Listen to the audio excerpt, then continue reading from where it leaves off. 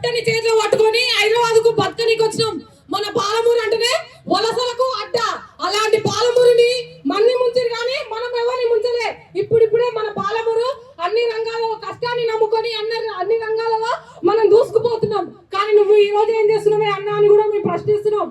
ఈ రోజు నిరుద్యోగులు నీ మాట ప్రకారము నిన్ను కుర్చీలో కూర్చోబెట్టిరు. కానీ నువ్వు ఈ రోజు ఏం చేస్తున్నావు? ఒక పాలమూరు బిడ్డగా పాలమూరు బిడ్డలకు మందిని మోసం చేసేది, ప్రజల మోసం చేసేది తెలియదు. కానీ ఈ రోజు నువ్వు నిరుద్యోగ యువకులని మోసం చేస్తున్నావు అన్న. ఇది తర్వాత ఎంతకోసం అన్న అనుకుంటూ అన్నా నువ్వు నీ యొక్క పదవి ఈ రోజు నుండే పతనం కాబోతుంది అన్న అని కూడా మేము చెప్తున్నాం. అదే విధంగా మాకు ఏ ప్రతిపక్షాలకు సపోర్ట్ మేము పలకము. మాకు ఎవరు న్యాయం చేస్తే వాళ్ళకే జిందాబాద్ కొడతాం. ఈ రోజు 7,000 నోటిఫికేషన్ అంటున్నాం. ఎవరికి సరిపోతా అన్న 7,000 నోటిఫికేషన్? అక్కడ మా ఓయిలకి ఒక్క పిల్లగాడు కూడా బుక్కు పడతలేడు. ఒక్కొక్క పిల్లని చూస్తుంటే బాధ అవుతుంది, కన్నీళ్ళు వస్తున్నాయన్న. ఎందుకన్నా నాకు ఇట్లా ముంచాలనుకున్నావు? ఒక పాలమూరు బిడ్డగా నువ్వు కుర్చీ మీద కూర్చుంటే నువ్వు సీఎం అయితే 5 రోజులు 10 రోజులు పండుగ చేస్తున్నావు అన్న. ఎందుకంటే మన పాలమూరుని అన్న నాయకులు నిర్లక్ష్యం చేసి ముంచిరన్నా. నువ్వు పాలమూరు కట్టకెళ్ళి సీఎం అయితే మేము 5 రోజులు 10 రోజులు పండుగ చేసుకున్నావు. గిదా అన్నాము. నువ్వు పాలమూరు ప్రేమని పంచది.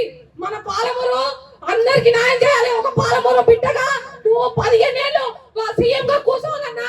నీ మీద మాకు ఒక కోపం లేదు, కక్ష లేదు.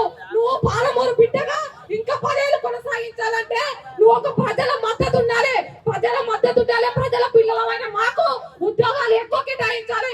5,000 ఒక్కొక్క కులానికి ఒక పోస్ట్ వస్తలేదు. 7,000 ఇచ్చినా కానీ ఒక్కొక్క కులానికి ఒక పోస్ట్. మరి నువ్వు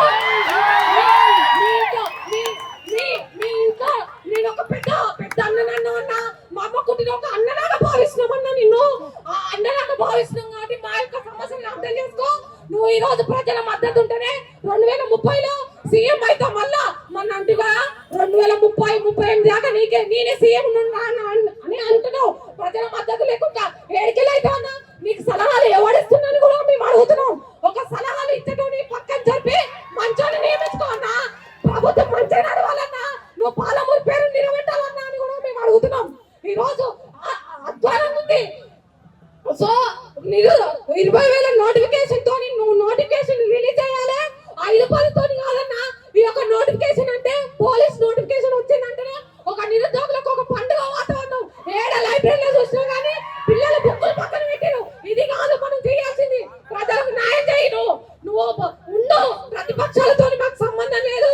ప్రతిపక్షాలతో ఎవరితో సంబంధం లేదు. నువ్వు ఇట్లా 20,000 నోటిఫికేషన్ తోని పోలీస్ నోటిఫికేషన్ రిలీజ్ చేస్తే నీకు పాలాభిషేకం చేస్తామా చేస్తామన్నా అని కూడా చెప్తున్నావు. నువ్వు చేస్తామనే ఆశ కూడా మాకుంది.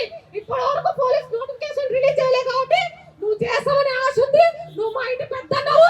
ఇప్పటి కూడా నీ మీద కోపం లేదు. మాకు పాలన అర్థం చేసుకో.